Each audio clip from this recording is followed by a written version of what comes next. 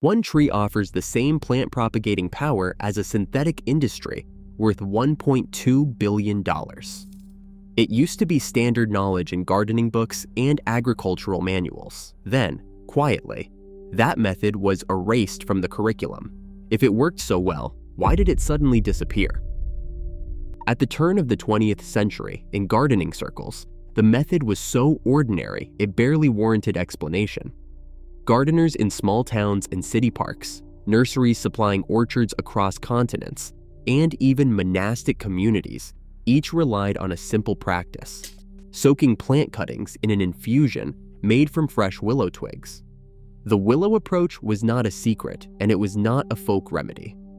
It appeared in official publications, written in plain language for anyone who wanted to grow new plants from old ones.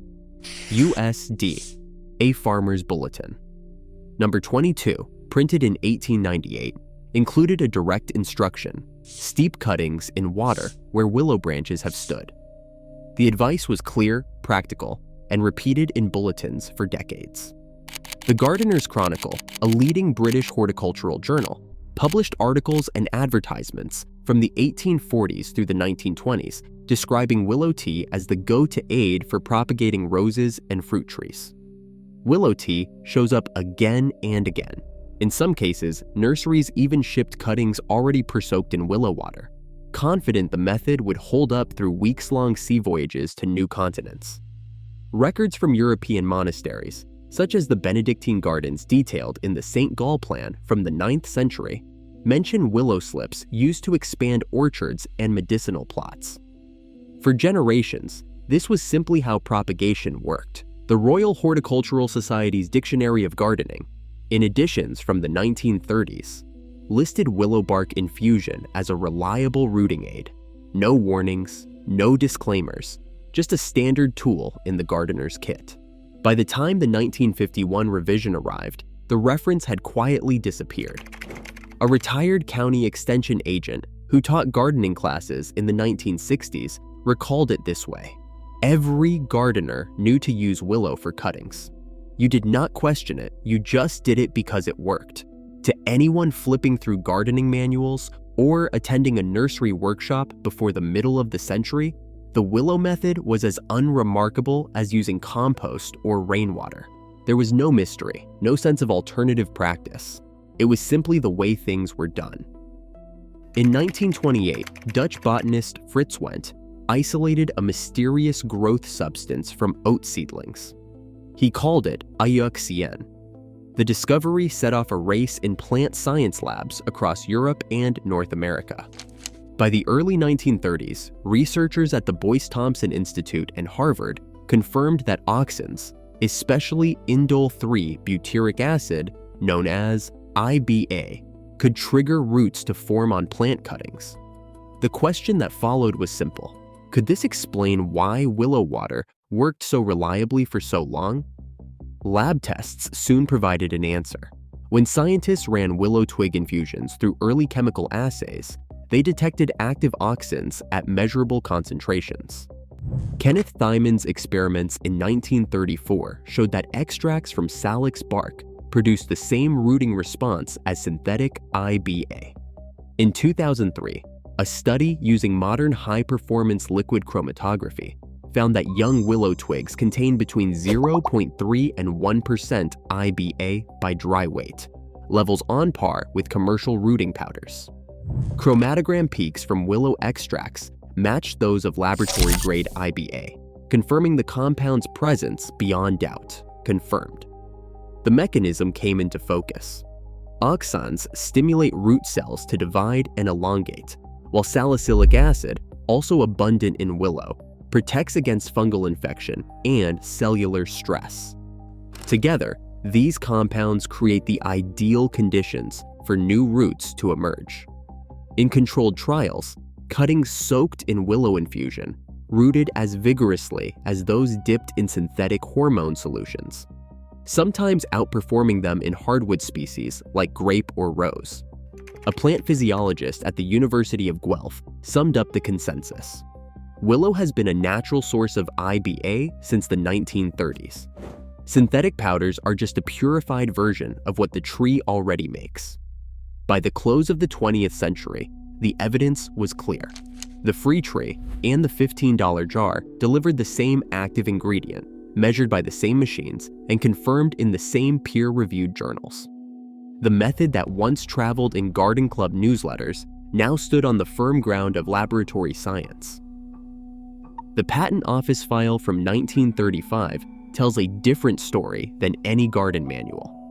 That year, Percy Zimmerman and Alfred Hitchcock at the Boyce-Thompson Institute filed U.S. Patent 1,989,436 for synthetic indole-3 butyric acid, IBA, the same compound found in willow bark. The language in their application was clear. Here was a growth substance that could reliably trigger roots on plant cuttings, and now, for the first time, it could be produced, packaged, and sold. Licensing rights went to Merck and Compton, who brought Hormodin rooting powder to market within a few years. For the first time, a rooting aid was not just a chapter in a gardening book, it was a product with a trademark, a label, and a price tag. The difference was not in the chemistry. It was in the ability to control who could make it, who could sell it, and who could profit each time a gardener reached for a new jar. The moment IBA became patentable, the economic equation changed. A free method, unpatentable and uncontrollable, could never compete on those terms. The shift was not about what worked best in the garden. It was about what could be owned, promoted, and sold on a shelf.